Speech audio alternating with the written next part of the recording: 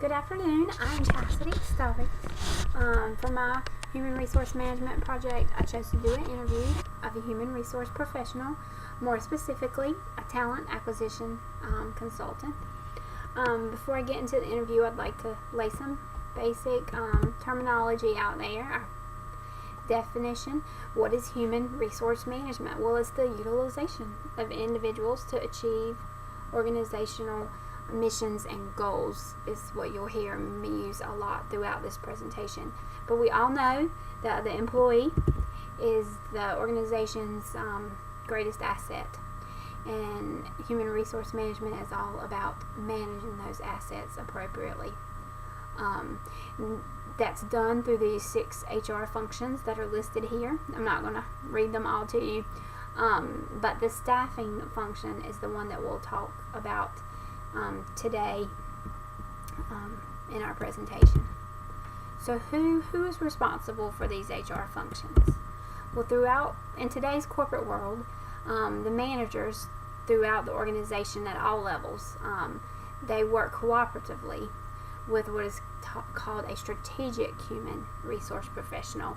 They work together to perform these 6 tasks, and that allows the strategic HR professional to focus their efforts, concentrate their efforts on workforce strategies that are imperative to the organization's goals and missions. It helps them have more specialized knowledge of what the company needs, what those specific needs are, and that allows them to be more successful in their work.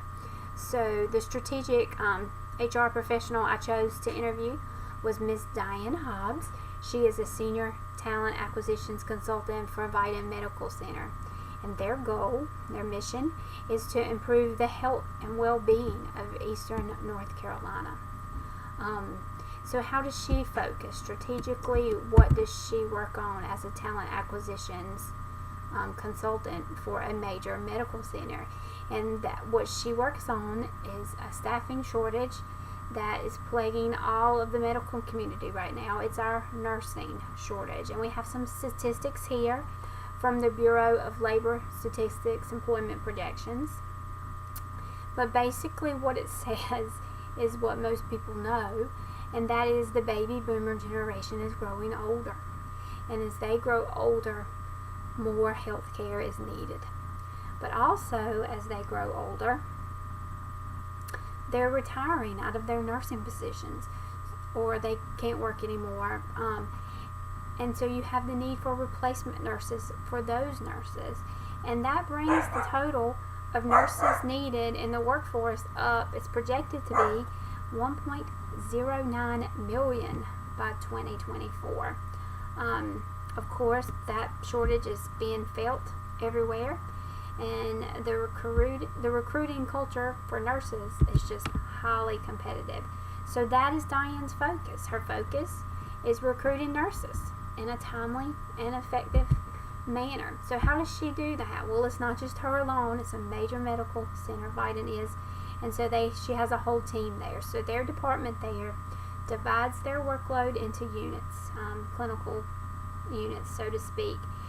For example, Diane is responsible for the critical care units, neurology units, and the perioperative services units. And as a whole, through those 3 units, she herself has 120 open positions, nursing positions, that she is actively recruiting for. But this division, this strategic work assignment, so to speak, allows them to be successful in their efforts. They're able to be more timely in their responses. Diane says it will wow a candidate. It gives a great first impression when they turn in a resume and an application, and 24 hours later they're getting a call from a recruiter already. It also allows her to be more appropriate in the candidate selection.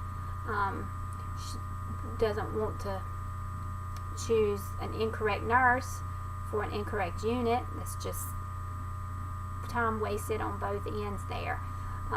So since her units are very specific, she can learn more about them and ensure that she's getting nurses that have the correct qualifications for the job positions that are open. How do they do that specifically? How do they recruit specifically? Well, they use traditional recruitment methods, of course, the ones that are listed here, advertisement, job fairs, they all are familiar. Her favorite one, we'll talk about briefly, is event recruiting. And it's her favorite because of a theme that you'll see throughout when we talk about the innovative. It's because you start with a face-to-face interaction. You start building a relationship with these candidates. They're not just a number or a resume or a paper that gets sent in, and that is the culture that they want to grow. That's the employee branding that they want Biden to be known for. Relationship building and an encouraging work environment, a growth environment for these nurses. So the innovative recruitment methods are what help places stand out from the other places. It's so competitive out there, the nursing shortage, and we have to stand out, Diane says. So how do we do that? We do that through our partnerships with our local community colleges and universities. Our recruiting office works with those nursing programs to provide different services, and the one that we'll talk about specifically are the externship program here shortly. And then another recruiting method that's very innovative is just a strong onboarding program. It seems simple, that seems more of a retention thing, and it is retention, but it's also used as a recruitment method in the nursing field right now. And that program that they have established that we're going to discuss today is the RN residency program.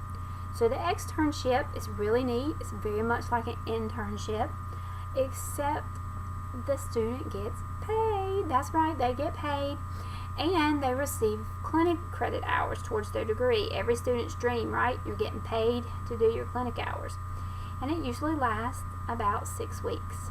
The student gets all kind of benefits. They learn more skills, more hands-on skills, and they also get a better idea of the culture, the work environment that they would possibly be entering into.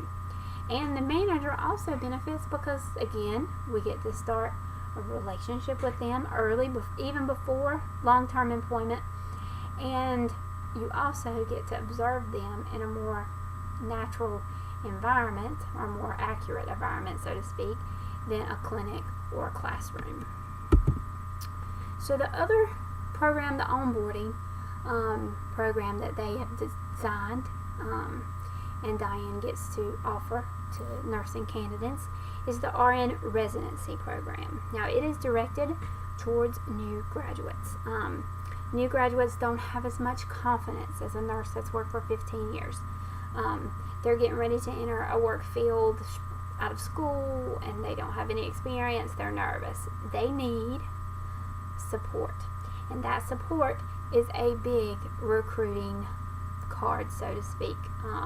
It is just really great for them. Diane says, she tells the students, I put it up here, that school is not over. They're still learning so much. So they work with a preceptor every day. And then another big thing, the big piece of this residency program, is that they attend a weekly skills class. They learn skills there, obviously, it's a skills class. Wound dressing, IV skills, EKG skills, standard nursing things that you could think of. But they also start team building here. Again, relational. They are in these classes with other nurse professionals that are on the same level they are. They just started too. They're just learning too. They're all going through the same thing. They talk, they discuss, they help one another through different things, and they start building a team environment, the culture that Vidant wants for their employees. So Diane, as a strategic human resource business partner, let's just review. She focuses on workforce strategies to ensure Vidant's mission. And remember, that mission is to improve the health and well-being of Eastern North Carolina. They cannot do that without nurses. So more specifically, she does that with her team by dividing the work out amongst trained acquisition specialists. And they all focus their efforts on recruiting their nurses for their units in a timely manner. Don't forget the qualified part. Qualified nurses in a timely manner. And by doing traditional and innovative, innovative is very important, recruiting strategies, they help Vidant further their mission by acquiring new nurses. So I want to thank you for your time and just say I've really learned a lot from this process, and I thank Diane very much for allowing me to interview her.